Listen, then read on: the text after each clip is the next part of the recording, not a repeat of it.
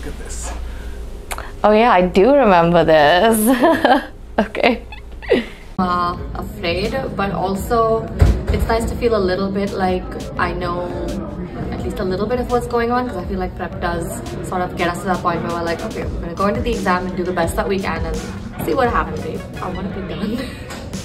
I want to finish up with this. I want to, I don't know, like have some semblance of a life, you know, get a career going. That would be nice. That actually turned out really well. You know, that semblance of life is in my field of vision now. Like the biggest thing is I left India in 2019, and every now and then people would ask me, they're like, so what are you doing now? And I would always answer exams, and now I don't have to. I don't have to say exam, which is nice. I finish the exam and then I do what I always do, which is wipe my mind just completely blank. And then I was in India, and I think the previous lot came out in December. And I obviously started panicking because I was like, whoa. You know, I was like, should I look into prep, see if I should get like a lab slot, just prepare for the worst or something. And it was Christmas, which my family does in a big way. And I was like, oh, I'm gonna like call prep. And my mom was like, you're not gonna do anything. I probably would have panicked. But A, she wouldn't let me. And B, it was one of those things where panicking wouldn't have really gotten me anywhere. So I chose to just sort of do what she was propelling me towards, which is put it out of your head. And that seemed to have helped more. Before the NDECC, I started training for ACS. I was very aware of the fact that I wouldn't be able to do an ACS exam. And then they had a lottery for the seats for ACS. And it was barely, I think it was like a month and a half before the exam or something. It was in October, and I think the exam was in December. And they just did it out of nowhere. And I think everyone applied thinking, there's no way I'm gonna get that, which is what I did without really thinking about it. And I got that, except I hadn't prepared at all. So for the next month and a half, I think I spent all day here. Like if I wasn't in the lab, I was watching videos. But at the end of the day, skills is about muscle memory, and I just didn't have that. I had a month and a half of just throwing myself at the problem, hoping it would fix it, but that's not how you do skills. You only pick it up when you've been doing it for a while. So I didn't prepare myself for the change in criteria. I was like, this is the criteria, do it. I didn't have a best project, I didn't have a worst. A project is a project. You go and you do the best that you can, move to the next one. Where you tell yourself, oh, well, you know, my best project is crown, and I'm gonna finish it in this much time, I'm gonna move to the next one, but you don't know what crown you're gonna get. You might get a weird tooth, you might get a weird, you don't know. And if that throws you off, then your whole exam, you're just vaguely frazzled. I think the more we try to prepare and control, and I don't know if it really actually helps or if it just makes you really, really stressed out. But if you go in and you're like, this is just a project, I'm gonna do a project, and I'm gonna do the next project, I feel like it takes some of the pressure off your shoulders. So they changed the criteria. I was like, oh, they changed the criteria.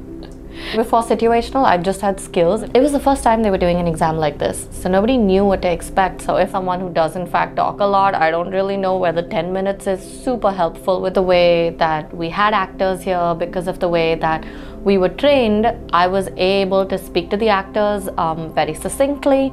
If there was something that I forgot, instead of going and like, you know, just sitting there, I was able to go like, oh, could you give me a moment to gather my thoughts, like just so that I have that time to think of what it is that I was trying to say. As for the material itself, if you compare it to the amount of material you consume in AFK or ACJ, it's not actually all that much. It's just you taking what you already know and applying it to real world situations. I mean, yes, there are the 5 things that you absolutely need to know, the way that the exam is structured, but it's not necessarily what they're testing. What they're trying to test is how you handle situations. I think right off the bat, credit to Dr. Marwan, Dr. Farsan, very helpful, very clear, concise instruction of what they're trying to test here exactly.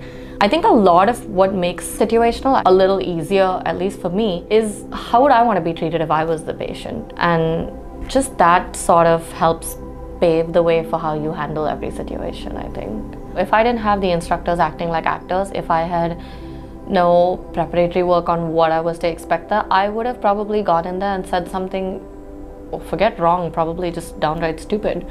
There's a lot of like Canadian etiquette and the way that things are handled here that would be different from the way things are back home. I mean, we don't know exactly how to handle these situations. Now, one tip in particular was Dr. Farsan's actually, where he was like, you have that 3 minutes, you have a sheet of paper, write down what you're gonna say, because you know what you're saying, you're just putting it all over the place. So every single station I went into, I did his technique. I'd sit down, I'd look at the question, and then I'd draw a flow chart of like this, and this is what I want to say based on how the questions goes. This, and this is what I want to say in case the actor does some like weird thing or does something out of the blue. So I'm not like thrown off by what it is that they're doing.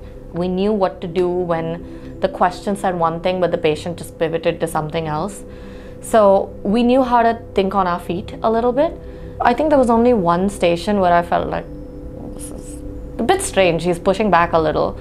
But for the most part, all of the actors were almost easier than the ones we dealt with here with our mock exams and stuff. They'd come in, they'd, you know, have a conversation with you. And for the most part, they would accept what you said. I mean, it wasn't particularly difficult or frustrating because we had a lot of practice sessions where we'd sit one-on-one with an instructor. They'd correct the little tweaks and things we could have said, things the way we could have moved forward. I think that was very, very helpful. So I actually think it went pretty okay. Like, I came out of that exam and I was like, okay, let's go grab a Starbucks or something, you know. I think before the exam, there's a huge temptation to give in to stress, panic. And I think a large part of how I will not deal with, but avoid those things is just constant distractions. So I got to Ottawa, I had an Airbnb. The day before skills, I watched a movie. And there's no point worrying about it. I'm either prepared or I'm not. It's one day before, what am I gonna do there? And the day before situational, I just had skills. It was exhausting. I took a 4-hour nap and I just went the next day. Because I just didn't think there was any point in sitting around stressing myself out and worrying about it and not sleeping so that it affects my performance on the day off. I did as much as I could. One thing that's weirdly nice about the NDECC room is there's windows everywhere. They gave us the crown and I was overly cautious and I nicked it. So I was like, oh, and like first project. So I put everything down and I stared out of the window for like 10 whole minutes so that I could calm down. And I think the other students around me were like, okay, mental breakdown maybe, leave it alone. Because I was like panic. I was like, no, we're just gonna stare at the sky for a while. Think about what we did. Okay, so I've done ACS. It's not very deep. It is polishable. So then I spent the next half hour just polishing that, making it look really good. And then I went back into the exam. So I think that helped a lot. Taking those 10 minutes for yourself, even if things go wrong, is fine. Time will be there. But you only like make things worse for yourself if you panic and go like, oh, I have to fix it. And then you've created like half an hour, an hour's worth of problems just because you didn't think for like 10 minutes. So I think the work checks and all help with like the individual issues that you're having. The mock exams I primarily used to get my time down in a certain way. Dr. Farsan recommended this, where he was all like, oh, you should finish everything and have like at least like an hour in the end to like do whatever you gotta do.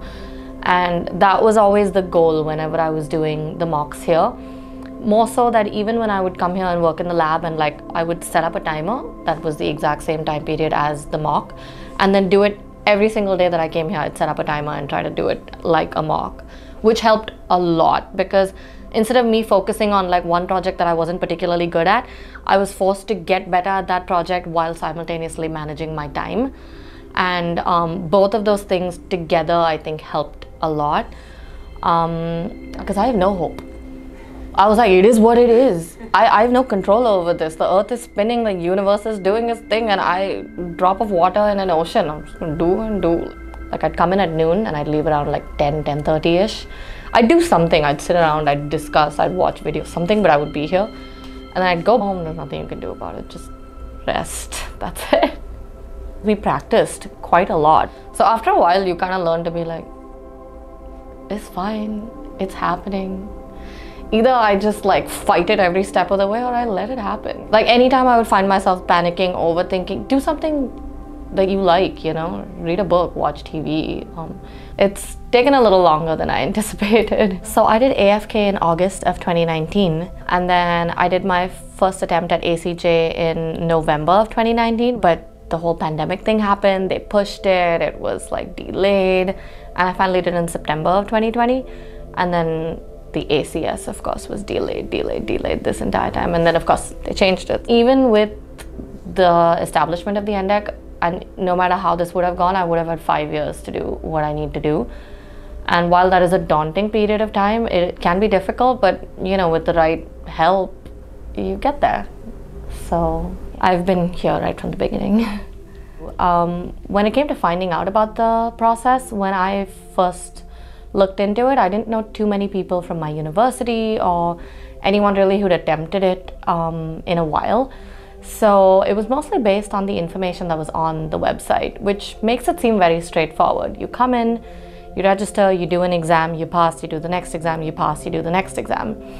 And when it actually came to doing it, the registration process was not the easiest, because back then they wouldn't tell you, you know, when you register for your AFK. It was just all like, oh, it's open, run. So my friend just passed the AFK actually. He was with you guys and he just did it in Feb, and his result came out and he passed. I told pretty much everyone I went to university with. So yeah, anyone who's coming here, I'm like, yeah, just go to prep. When I did my AFK, it didn't really feel like they were looking for obscure pieces of information that you probably wouldn't know. It's like they were looking for what they expect you to kind of learn from dental school, which was perfectly recapped here. So Dr. Marwan was teaching most of it. There was a lot of information, yes, but because it was all put in books that were very concise, very easy to understand, it was fairly straightforward. And Dr. Ibrahim taught a lot of it as well. You could come into the classes, you, during the week, try to pull up, I don't know, maybe 2 or 3 hours, you know, every alternate day, and that's kind of enough to finish what you covered in your, like, say, 6-hour session. But all the answers are here, they're in the books that were given. It's just the way they ask it sometimes is a little bit strange, but if you think about it for like a couple of minutes, it always comes to you. So I think a lot of doctors come here, and pretty much everyone you meet here at prep is like really smart, overachievers, people who are not and have probably never experienced failing in their entire life. And they come here and the first time it happens is in this exam, so you have a moment of like, what just happened, you know? So temper your expectations, but also don't go into it with a defeatist attitude. Just because things are, yes, kind of difficult, and yes, you will see the people around you change, have, you know, pitfalls, but it's not an impossible task. It's just something that you have to overcome so you can have what you came here for in the first place, you know? I mean, we'd been prepared well enough, but yeah, the ACJ is a little more tricky because you're sort of expected to leave behind a lot of extremely theoretical concepts that you've learned in AFK and use a little bit more of your clinical know-how, except for you to learn the whole theoretical thing in the AFK, you have sort of put that clinical thing aside a little bit, which is why I think the first time I went at it very cautiously. I don't think I fully understood what the exam was. But I joined the classes. Dr. Khalid taught a significant portion. So the next time over, I learned how to be a little less overly cautious and a little more convinced in my own instinct. Because when you're in the clinic, the first thing is instinct, like, oh, this is what's going on. But the second time I was like, instinct, let's just follow that, and it worked. So I think about midway through dental school, a lot of my professors would talk to me and be like, hey, unless you have your own practice, unless you can do that immediately after graduating, you should probably start to look at career paths elsewhere. And I went to Manipal University, which was an excellent dental school, and they actually helped us grow very, very much. Like, there were just things that sort of prepared students that went to the university just to like look outside of India a little bit. And I looked into a couple of places. The United States, I did a exchange program there where I went to University of Boston. I looked into Australia, and just compared to all of the options out there, I just feel like Canada is the most welcoming place for a new immigrant. So I thought it would be the best possible option. So I think that's where the seeds of leaving India were planted in the first place. And my own relatives who in India wouldn't take their dental care very seriously they've come here, and the same relative who would be like, whatever, it's a broken filling, will sometimes be like, no, I'm gonna go in for my cleanings, I'm gonna go in and, you know, get my checkups, get my radiographs. And the experience of practicing in India also sort of cemented in the fact that I would probably have to come to Canada to practice the kind of dentistry that I would want to, because you have a lot of preventative care going on. It's not just you're going to the dentist because you have a problem. And I'm a big believer in preventative care, so I don't know. I didn't think I would get this far. So I have to ask around, figure out what ideally I'd want to work with an established clinic for a while. I am from a city back home, so I have a city kid. Ideally, yes, I'd want to stay somewhere in the city. You know, Toronto is what I'm most familiar with, so I guess that's the goal someday. But I think what I really knew was that I wanted to help people. I just didn't exactly know how. And I had an aunt who was a dentist, and she runs a charity clinic in India. And every day she goes into work and she helps people who can't otherwise pay for dental care. And I thought that was such a great way to use your time that I wanted to do the same thing.